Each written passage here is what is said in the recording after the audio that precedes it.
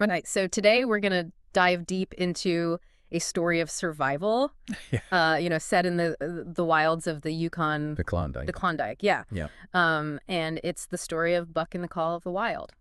Mm. But we're not looking at the original novel by Jack London. Okay. We're looking at a really interesting adapted version that's Mm. illustrated, and it's from Saddleback Publishing. Interesting. And it was designed to make this classic Ah, more accessible to students in the classroom.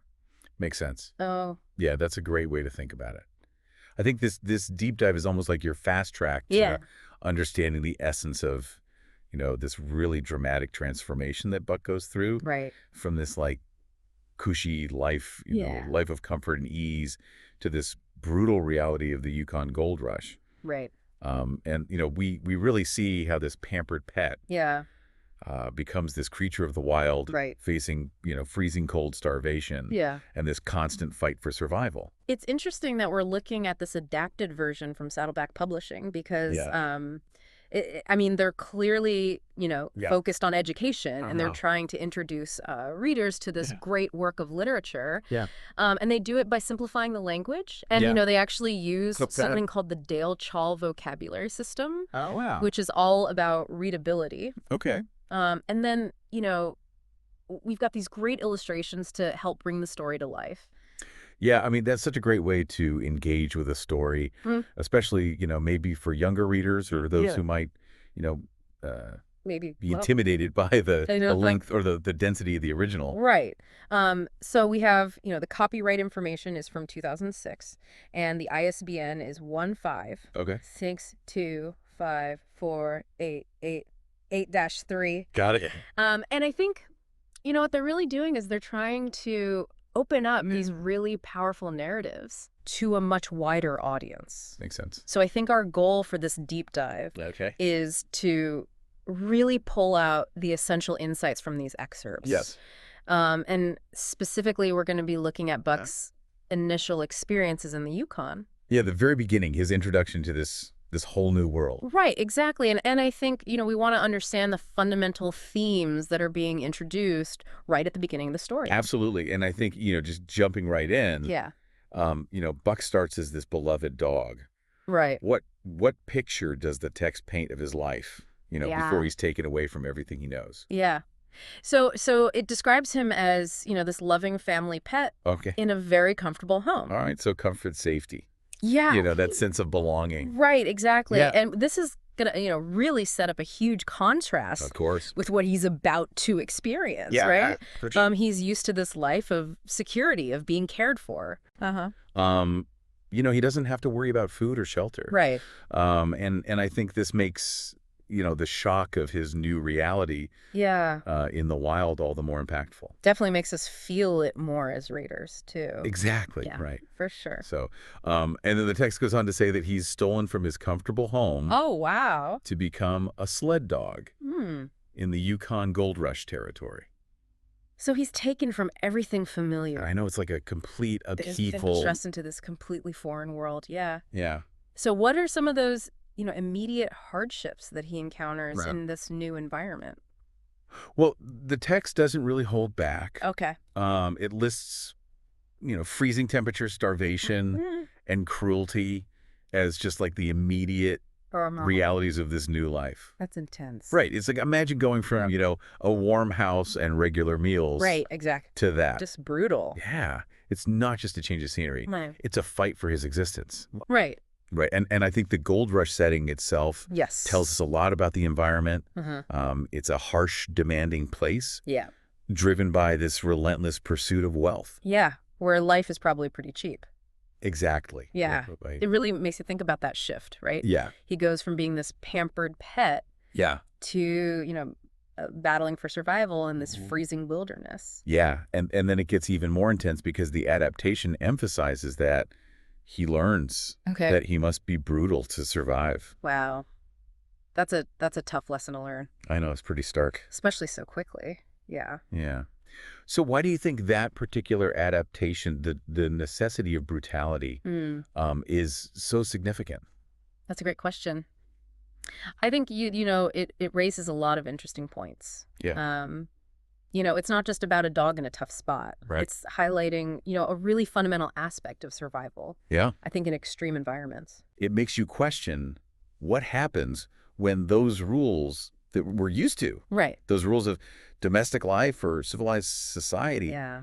just don't apply anymore. Yeah, does it challenge our assumptions about, inherent goodness? Yeah, I mean, what does it say about how Yep. much our environment truly shapes who we become? Exactly. And I wonder, if you've ever experienced a situation, and I hope you haven't in such an extreme way, Yeah. but where, those old approaches, those old ways of doing things just wouldn't cut it Yeah. in a new challenging environment. Absolutely. I think we've all had those moments where Yeah. we've had to adapt and, kind of shift our thinking. Exactly. And, Yeah. and so the adaptation really doesn't shy away from this harsh reality. Yeah. The necessity of brutality isn't presented as like, this moral failing. Right. It's presented as a direct response There's a consequence. Yeah. to these unforgiving conditions. Almost like a natural outcome. Right. And this brings up, that classic idea of nature versus nurture. Of course. Classic debate. So in Buck's case, Yeah. how much of his Right. behavior is driven by his inherent instincts Yeah. that are being awakened by this wild environment, Brought out. Yeah. and how much of it is a direct result Mm. of this brutal environment that he's been forced into. Right. And that question, Yeah. I think it resonates beyond just the story. Right. It makes you think about, human behavior as well. Absolutely applies to all of us. Yeah. Yeah. For sure. And, it's interesting because the text also points out Yeah. Okay. that the Oh. call of the wild, even in this, Yes. adapted form, Yeah. is considered one of the most powerful animal stories Mhm. ever written. Interesting. So what do you think contributes to that lasting impact? Well, I think even with simpler language, Yeah. the core themes are so universal. Okay. The struggle to survive. Right. The process of adapting to extreme change. Yeah. And that really fundamental tension between our comfortable selves Right. and, maybe those more primal instincts. Mm-hmm. Those are all things that I think we can connect with Yeah. on some level. For sure. We might not be facing Right. freezing temperatures or fighting for food, Right. but, we've all had to adapt and Yeah. push beyond our comfort zones. Exactly. And presenting this through the experience of an animal, Right. I think allows us to look at these themes Yeah. in a really direct and powerful way. Right. It kind of strips away some Yeah. of that human complexity. Exactly, gets to the core of it. Yeah. Yeah. And so it's also interesting that Saddleback, Uh-huh. chose this specific story Right. for their illustrated classics. Yeah. They clearly saw something really important in this narrative Yeah. for their readers. Yeah. Even though it has, some darker elements. Yeah, those harsher aspects of reality. Right. And I think the illustrations must be Yeah. a key part of how they convey, I think so. the intensity of Buck's experiences. Yeah, visuals can create a much more immediate connection, Yeah. especially when you're dealing with, Right. difficult subjects. Like starvation and... Like starvation and cruelty, exactly. Yeah. An illustration can really capture the harshness of the environment Right. or Buck's suffering Uh-huh. in a way that words alone might not, Exactly. particularly for younger readers. Right. Yeah, Yeah. It adds another layer of engagement right. and understanding. So let's bring it back to you, though, listener. Yeah. What we're seeing in these early parts of Buck's story Uh-huh. is this really rapid and brutal introduction Right. to a completely new world. Yeah. He's pulled from this life of comfort Yeah. into these freezing conditions. Uh-huh. He's facing starvation. He's facing cruelty. And having to adapt so quickly. Yeah, immediately. Yeah. And he learns that survival requires, a certain level of brutality. A certain ruthlessness. Yeah, exactly. Yeah. And remember, this is all happening within, this incredibly powerful animal narrative, even though it's in this more accessible format Yeah, that's designed for classroom use. right. It's still packing a punch. Yeah, it is. Yeah, I think that's a really solid overview Okay. of Buck's initial trials. Yeah. The scene is definitely set for a huge transformation, Right. driven by that unforgiving environment Yeah. and these primal instincts that are starting to surface. So why does all of this matter to us? Right. Why should we as listeners even care? Yeah, why should we care about Buck's rough start Right. in the Yukon. Yeah. Well, I think Buck's journey, Yeah. even in this simplified form, Uh-huh. offers a really powerful lens, I think, Yeah. through which we can examine our own capacity for adaptation and resilience. When we face challenging circumstances, Right.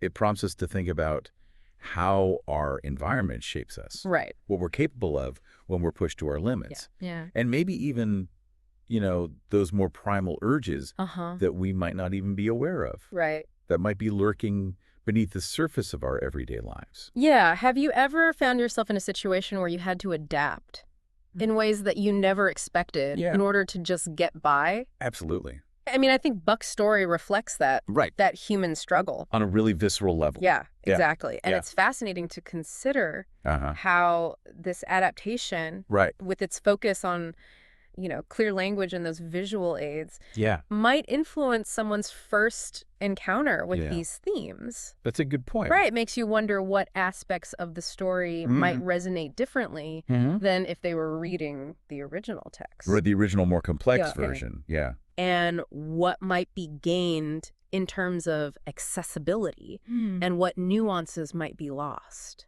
It's a really interesting question, Yeah. about how we engage with classic literature. Right. Does making it more accessible Yeah. broaden its reach and impact, or does it risk diluting, some of the original artistic intentions and depth? Yeah. It's a balance that I think educators and readers are constantly grappling with. Exactly. Yeah. So as we start to wrap up this initial part of our deep dive into Buck's world, Yeah. we've witnessed this really dramatic shift Right. from this pampered life to this harsh reality Yes. of the Yukon. Stark reality. Yeah. Yeah. And the text really emphasizes those Okay. brutal elements, Uh-huh. the freezing temperatures, the starvation, the cruelty, Yeah. as those immediate forces that Yeah. are shaping him and forcing him to learn these harsh rules. Yeah. Of Forcing him to adapt. Yeah, exactly. And Yeah. it's a really potent beginning Well, the to this animal-centered story. sets the stage for quite a journey. Yeah, it does. Yeah. And this particular Saddleback edition, Uh-huh. the illustrations and the simpler language Yeah. offers, a really unique entry point Yeah. into this classic narrative. Yeah. So for you, the listener, Yeah. consider this. Okay. How might these specific adaptations, the visuals paired with that straightforward language, Yeah. how might they influence your understanding Yeah. of this really complex idea Yeah. of the call of the wild The Call of the Wild. compared to reading the original, Right. with its more intricate prose? Exactly. And I think on a broader scale, Yeah. we've touched on these really fundamental themes of adaptation, survival, and the impact of our environment on who we become. Yeah, that's a huge takeaway here. Yeah. And it makes you think about how these same forces might be at play in other stories, Yeah. in other narratives that you've encountered, or Right. even in your own life. Yeah. Those challenges, those changes that you navigate. Right. How do they shape you? Yeah. How do they influence who you become? That's a great point. Yeah. So finally, here's a thought to really chew on. Okay. Considering Buck's early and brutal introduction Uh-huh. to cruelty Right. and this immediate need for violence, Yeah, just for certainly just to exist, Yeah. what could that call of the wild Yeah. truly represent for him Right. as his journey unfolds? What do you think? Is it simply a regression Yep. to a more animalistic state? Mm-hmm. A loss of his former domesticity? Right. Or could it also be a kind of liberation, Interesting. a stripping away of those artificial constraints Okay. to reveal something more authentic, All right. maybe even more powerful? So what does that primal urge Yeah. signify Really for a significant. creature Yeah. who learns that brutality is a prerequisite for existence? That's the question. That's the question. Yeah, that is the question. We'll have to wait and see. We will. Yeah.